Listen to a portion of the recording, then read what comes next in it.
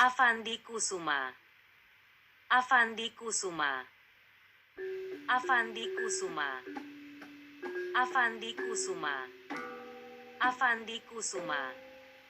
Avandi Kusuma. Avandi Kusuma. Avandi Kusuma. Avandi Kusuma. Avandi Kusuma. Adalah seorang pelukis yang dikenal sebagai maestro seni lukis Indonesia. Mungkin pelukis ini yang paling terkenal di dunia internasional. Berkat gaya ekspresionisnya dan romantisme yang khas pada tahun 1950-an, ia banyak mengadakan pameran tunggal di India, Inggris, Eropa, dan Amerika Serikat. Pelukis yang produktif, Avandi telah melukis lebih dari 2.000 lukisan. Avandi dilahirkan di Cirebon pada tahun 1907.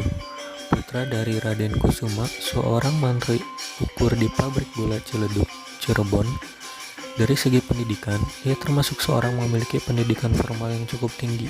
Bagi orang-orang segenerasinya, memperoleh pendidikan His, Mulo, dan selanjutnya tamat dari MS, termasuk pendidikan yang hanya diperoleh oleh segelintir anak negeri. Namun, bakat seni lukisnya yang sangat kental mengalahkan disiplin ilmu dalam kehidupannya dan memang telah menjadikan namanya tenar, sama dengan tokoh atau pemuka bidang lainnya. Pada umur 26 tahun, pada 1993, Avandi menikah dengan Mariati, gadis kelahiran Bogor. Avandi dan Mariati dikarunia seorang putri yang nantinya akan mewarisi bakat ayahnya sebagai pelukis, yaitu Kartika Avandi.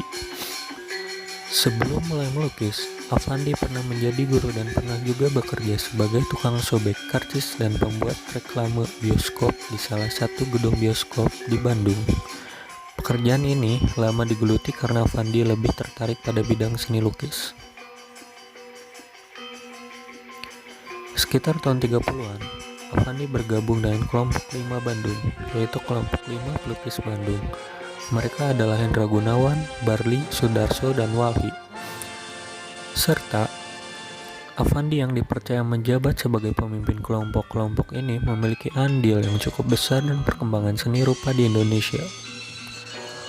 Kelompok ini berbeda dengan Persatuan Ahli Gambar Indonesia atau Persegi pada 1938, melainkan sebuah kelompok belajar bersama dan kerjasama saling membantu sesama pelukis.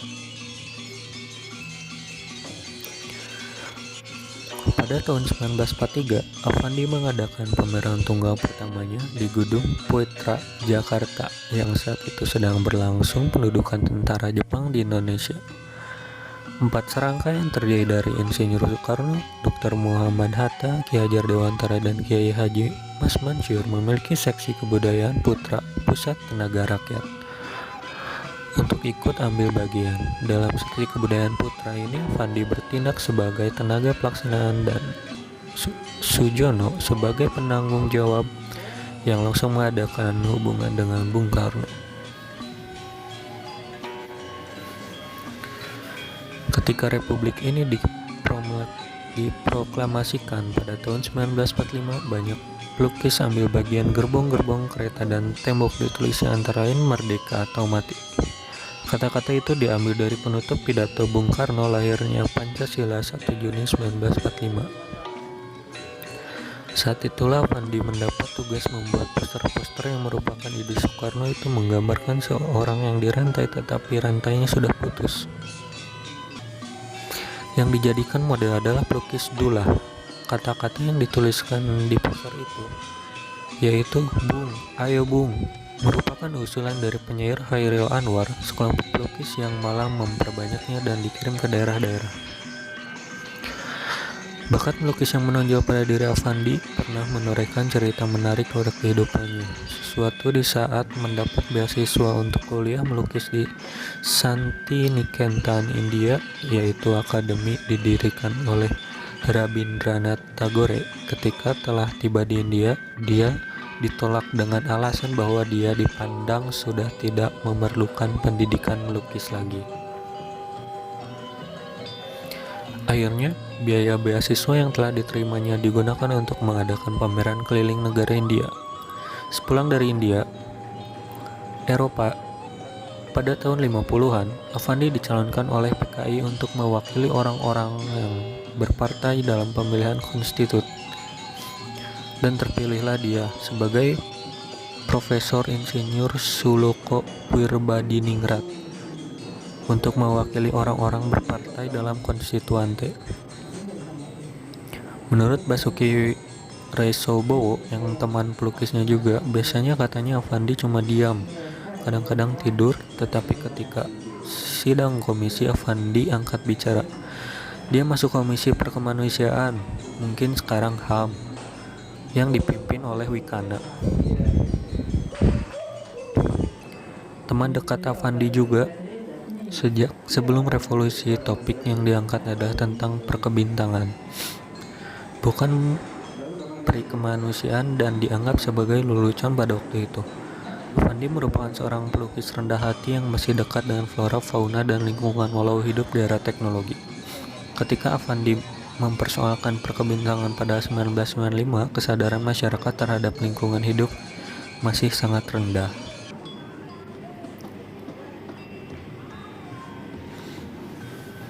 Pada tahun 60-an, gerakan anti-imperialis Amerika Serikat sedang menegerasikan Vietnam cukup gencar, juga anti kebudayaan Amerika Serikat yang disebut sebagai imperialis. Film-film Amerika diboikot di negeri ini.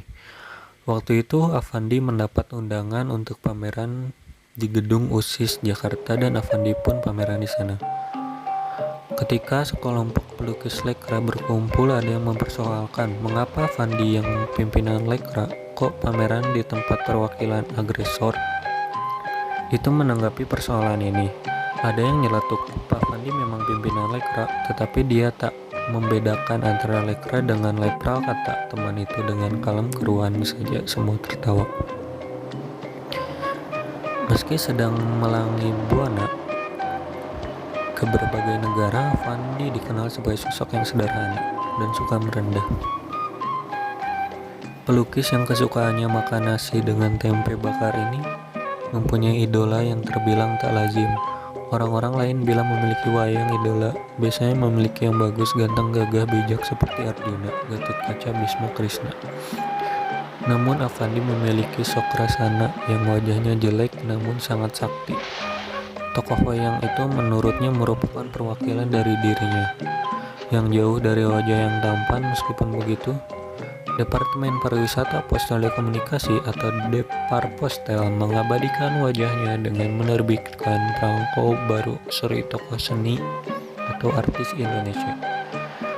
Menurut Helvi Drix, cucu tertua Afandi, gambar yang digunakan untuk perangko itu adalah lukisan self-portrait Afandi tahun 1947, saat Afandi masih begitu getol dan produktif di museum sekaligus kediamannya di tepi Kali Gajah Wawon, Yogyakarta. I did not finish my study, therefore I take my hat off for clever people. Well, I had a hard time at the beginning as a painter.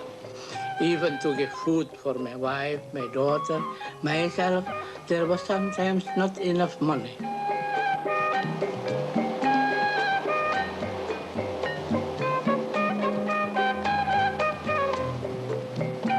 But then things went better.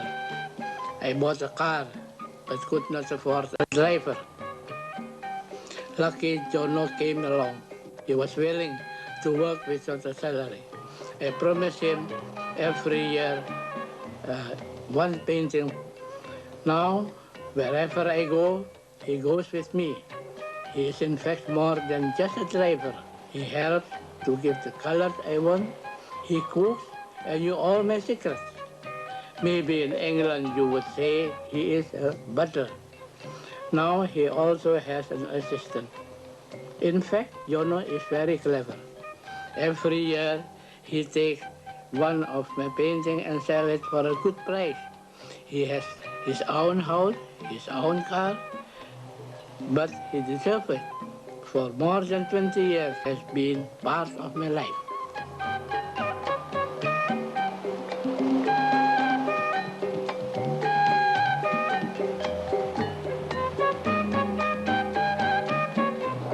When I paint, I have to do it non-stop. I just follow my Lukisan feeling. penting I karya cannot stop. Afandi. I have to 1. go on. Ibuku. With the color, it is Lukisan easier berjudul to Ibuku express my belum feeling. menggunakan ciri But khas now Afandi I yang try membuatnya to terkenal. use bright color. Namun, lukisan It is ini much menjadi more catatan yang difficult to penting get the same effect bahwa meskipun with light Afandi color. mengabaikan teknik pada karya Before I know, I ekspresionismenya, use dark colors ia again. dapat melakukan But teknik I lukis have to realistik. keep it on trying. Sosok ibunya sendiri yang sudah tua digambarkan mengenakan pakaian sehari-harinya. Namun ibunya berpose anggun seperti pada lukisan-lukisan era Renaissance sampai Romantisme. Tangannya ditaruh di pundak, menunjukkan bahwa Afandi mengerti mengenai pose potret yang dianggap indah untuk menunjukkan sosok perempuan yang berdasarkan teknik lukis barat. Sepuan puasnya sudah tampak berani dan menunjukkan bahwa ia sudah terbiasa untuk melukis lukisan yang tampak natural dan mirip aslinya. Ekspresinya wajah yang menimbulkan enigma yang selalu memperlihatkan perasaan apa yang sedang dirasakan oleh sang ibu. Sedih, marah, atau memang raut wajahnya saja yang sudah menggambarkan manis pahitnya kehidupan yang telah dijalaninya.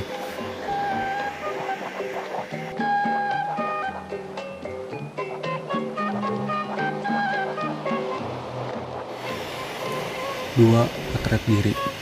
Potret diri adalah salah satu tema yang paling sering dibawakan oleh Afandi. Lukisan didominasi oleh wajah seorang tokoh laki-laki. Lukisan ini berfokus pada wajah sosok laki-laki yang merupakan dirinya sendiri atau self-portrait. Terdiri dari garis-garis melengkung, bergelombang, tebal, berantakan, dan bertekstur kasar. Warna yang digunakan sangat kontras dan hangat.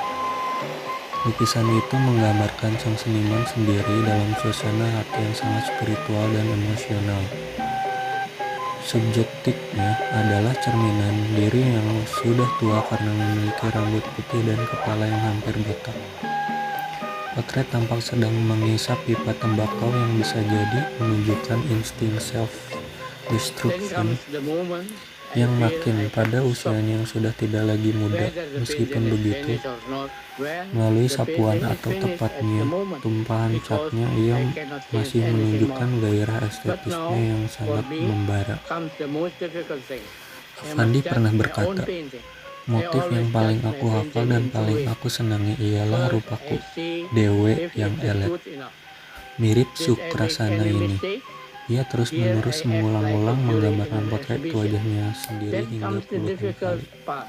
Namun Do setiap I potret find wajah the memiliki feeling ekspresi yang which berbeda, I wanted to meskipun put masih it dalam in satu it teknis yang back sama. in this painting? Terdapat catatan yang Afandi tulis sendiri tentang lukisan potret diri yang berjudul Ongkol pada tahun 1946.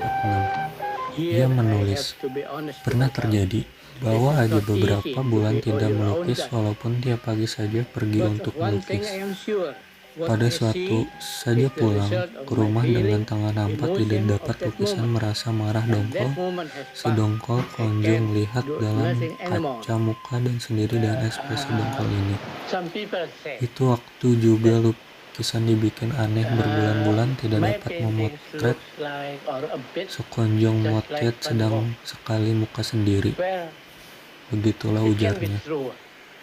Why not? I think the reason is whether Van Gogh or my person, we are both expressionists. Potret We are diri dan both topeng-topeng sailing in kehidupan. the same boat of expressionism. Afandi terkenal karena And karya figuratifnya terutama pada There is tahun some similarity. 1960-an. It is Ia senang natural. bermain dengan tema Because we are pertunjukan wayang sailing in the topeng same dari boat. peran stereotip dan karakter bertopeng. Uh, Presentasi subjek topeng is dapat different memperlihatkan with kepribadian tertentu dengan Pablo disposisi Picasso. yang apik dan potret Pablo dirinya Picasso sendiri. is Penekanan very estetikanya clever melalui man. sapuan cat dinamis dari khas I am not menumpahkan cat clever. langsung I dari feel itu. myself that Diiringi I have dengan not pilihan enough palet brain. yang kelam meskipun menjadi identitasnya. In fact, I am dropped out from the high school. Baginya, potret diri terkadang menjadi So it perwakilan means that diri I have not manusia. enough Ia brain. menggunakan But potretnya karena ingin I melukis am walaupun sure tidak memiliki subjek that sebagai I have referensi. better feeling Maka potret dirinya than sendirilah good yang brain. dilukis. So Topeng-topeng kehidupan bisa menjadi actually I wish that there is a school representasi where ide you spiritualnya. can sendiri yang berasal bahwa mendapat godaan dari bisikan dari setan. Kelemahannya sebagai manusia yang tidak kuasa melawan godaan dituangkan dalam lukisan ini. Meskipun bisa memproduksi makna lain seperti mungkin topeng-topeng tersebut adalah kegetiran di masa tenarnya, orang-orang bertopeng kian menghampiri hanya untuk memanfaatkan ketenarannya saja. Muak akan hal itu, ia tidak mengutarakan secara langsung, tetapi membicarakannya melalui lukisannya. Because he himself, as a person, as an artist, he is a good and strong artist. So, the result of his work, the result of a brain work, it is a good one. Berikut adalah beberapa karya dari Affandi.